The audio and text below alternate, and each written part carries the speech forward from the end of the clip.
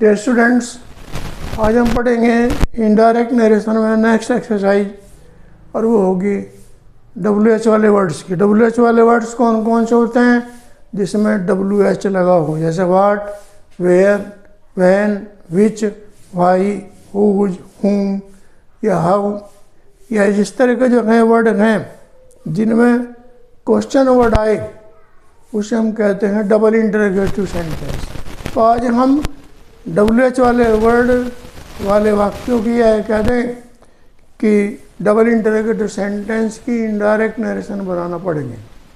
तो यहाँ पर देखें आप, WH वाले सेंटेंसेज का इनडायरेक्ट नरेशन चेंजिंग। अब इसमें एग्जाम्पल है, एग्जाम्पल में देखने से पहले बताऊंगा आपको कि 5 बातें डायरेक्ट से इनडायरेक्ट बदलती है। रिपोर्टिंग वर्ब, कंजक्शन का प्रयोग, फिर इसके बाद नज़दीकता वाले शब्द, प्रोनाउन को चेंज करना और रिपोर्टेड वर्ब का टेंस बदलना। तो यहाँ 4 चीज़ें बदलेंगी, लेकिन कंजक्शन का यूज अलग से नहीं होगा। तो अब यहाँ यही लिखा मैंने, रिपोर्टिंग वर्ब आस्क्ड में बदलते हैं, कंजक्शन का अलग से यूज नहीं होगा। फिर रिपोर्टेड स्पीच का टेंस, प्रोनाउन, नज़दीकता वाले शब्द, ये सब चेंज होंगे। फिर अब एग्जाम्पल है इसका, a man said how can you solve my problem. ये डायरेक्ट नरेशन सेंटेंस है। तो इसमें क्या है, ए मैन सेड तो रिपोर्टिंग वर्ब है, और how can you solve my problem ये रिपोर्टेड वर्ब है।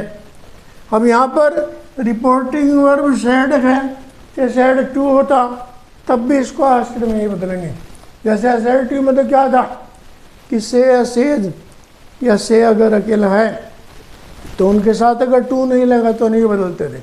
हाँ, क्या कर रहे थे, से के साथ टू लगा तो टेल, सेज के साथ टू लगा तो टेल्स, सेड के साथ टू लगा तो टोल्ड। लेकिन अगर यहाँ पर हम देखें तो चाहे अकेला सैड हो, ऐसे आईडी, चाहे सैड के साथ टू लगा हो, बदलेंगे ज़रूर, और इसको बदलेंगे आस्क्ड में। तो ए मैन सैड का हो गया ए मैन आस्क्ड। अब यहाँ पर हाउ से सेंटेंस शुरू हुआ, how can you solve my problem. तो इसको बना हाउ से ही शुरू कर देंगे इसको, और ये जो हेल्पिंग वर्ब कैन है ये सब्जेक्ट के बाद चली जाएगी। तो कैन का कुड हो गया, लेकिन आप यहाँ देख रहे हैं कि यू सेकंड पर्सन है और ये सब्जेक्ट है, क्योंकि ये वर्ब से पहले आया है, सोल्व से पहले आया, सोल्व वर्ब है, तो इसका कुड बन गया। लेकिन कैन का तो कुड हो गया, अब यू का ही क्यों बना, अब ये देखें आप, क्योंकि सेकंड पर्सन रिपोर्टिंग स्पीच के ऑब्जेक्ट के अनुसार बदलता है, और यहाँ ऑब्जेक्ट है नहीं। जब रिपोर्टिंग स्पीच में ऑब्जेक्ट ना हो और रिपोर्टेड स्पीच के सेकंड पर्सन को बदले तो उसे थर्ड पर्सन यानी हिम के अनुसार बदलेंगे। यानी यहाँ पर हिम के अनुसार यू का बन गया ही।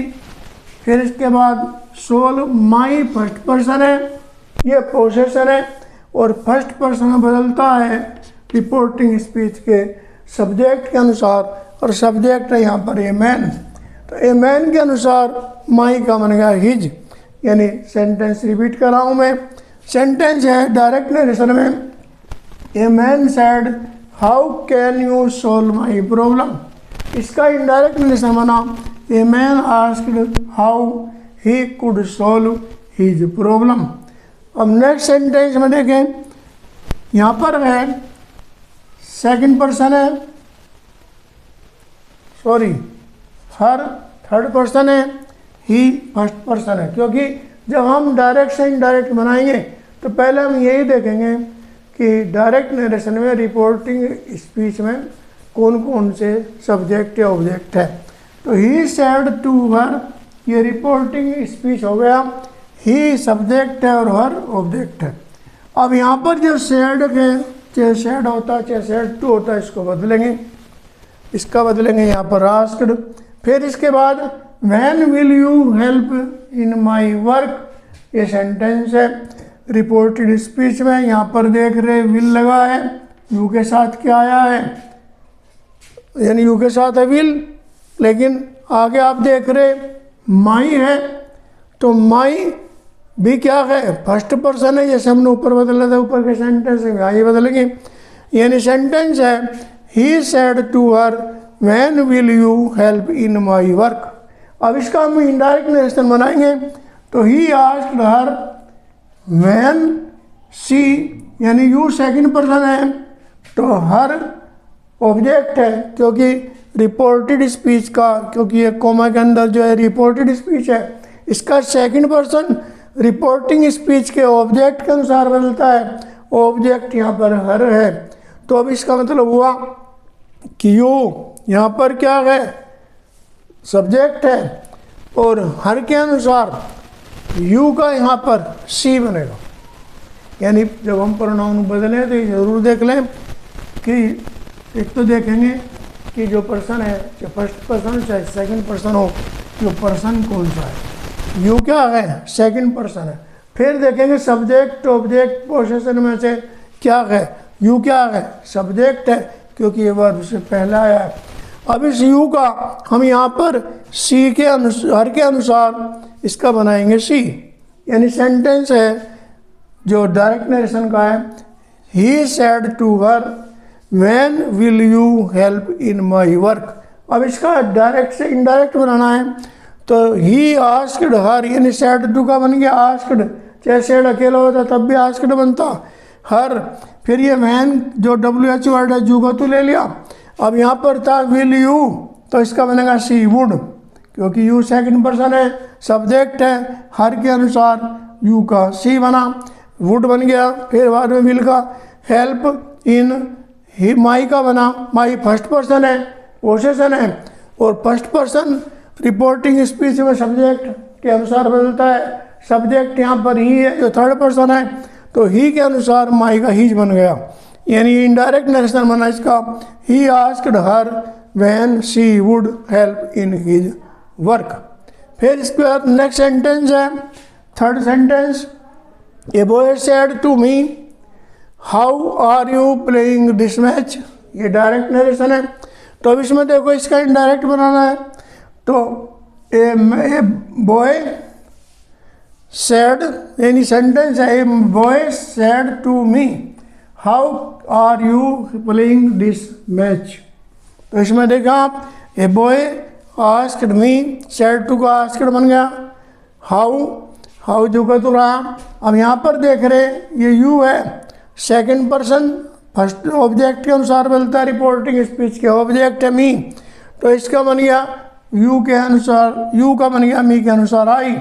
और यहाँ पर क्या है, वाज आ गया, प्लेइंग दैट मैच, यानी सेंटेंस है, a boy said to me how are you playing this match. इसका बना a boy asked me how I was playing that match.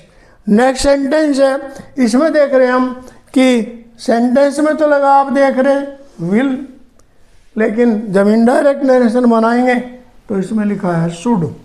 यानी विल का शुड क्यों बना, क्योंकि यहाँ पर सेंटेंस पढ़ेंगे हम, he said to me when will you eat this Apple.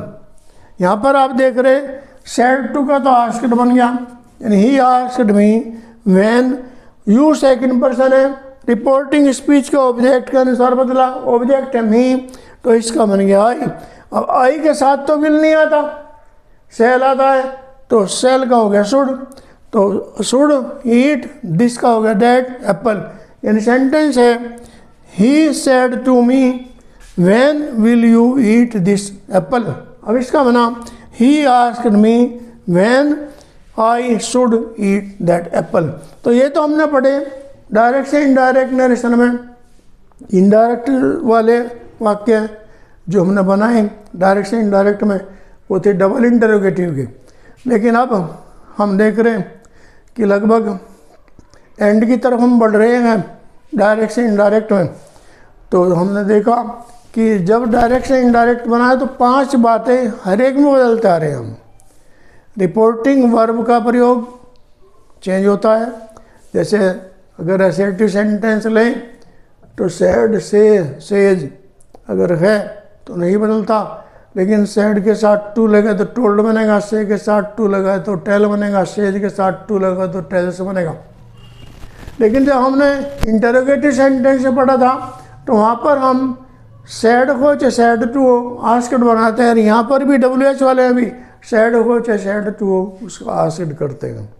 फिर कंजक्शन असर्टिव में क्या आया था, दैट का प्रयोग, इंटरोगेटिव में क्या आया था, इफ का प्रयोग। यहाँ WH वाले में कोई कंजक्शन नहीं, क्योंकि WH वाले वर्ड जो हैं वाट, वेयर, व्हेन, व्हिच, हुज, हुम ये होते हैं, यही कंजक्शन बन जाते हैं इसमें जब डायरेक्ट से इनडायरेक्ट बनाते हैं।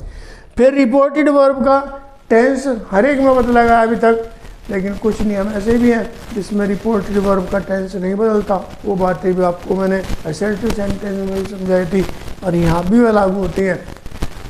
यदि सदस्यत्व वाली बात हो तो रिपोर्टेड वर्ब का टेंस नहीं बदलता। मान लिया रिपोर्टेड वर्ब के सेंटेंस में अंदर लिखा है रिपोर्टेड वर्ब वाले में कि द सन इज हॉट, तो the sun is hot scientific truth है, नहीं बदलेगा।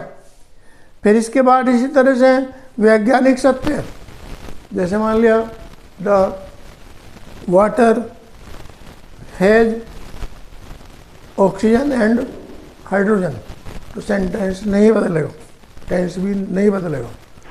फिर इसी तरह से वैज्ञानिक सत्य हो गया। इतिहास में भी अगर कोई सेंटेंस आता, मान लिया लिखा होता इनडायरेक्ट नरेशन में बनाने के लिए कि इंडिया गोट फ्रीडम इन 1947, तो ये जू का तो ही रहता, इंडिया गोट फ्रीडम इन 1947, यही बनता जू का तो।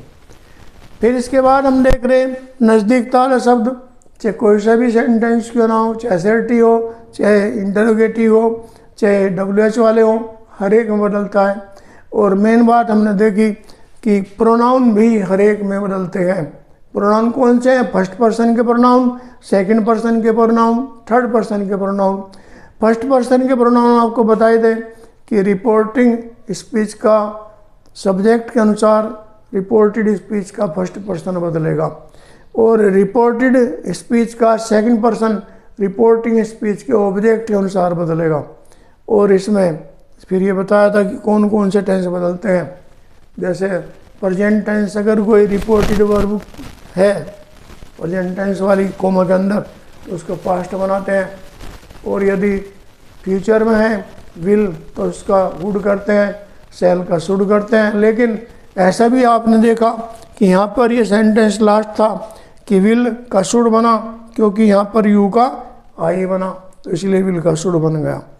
और इसके बाद हम पास्ट में आए तो पास्ट इंडेफिनिट का पास्ट परफेक्ट टेंस बनाते हैं, और पास्ट कंटिन्यूअस का पास्ट परफेक्ट कंटिन्यूअस टेंस बनाते हैं।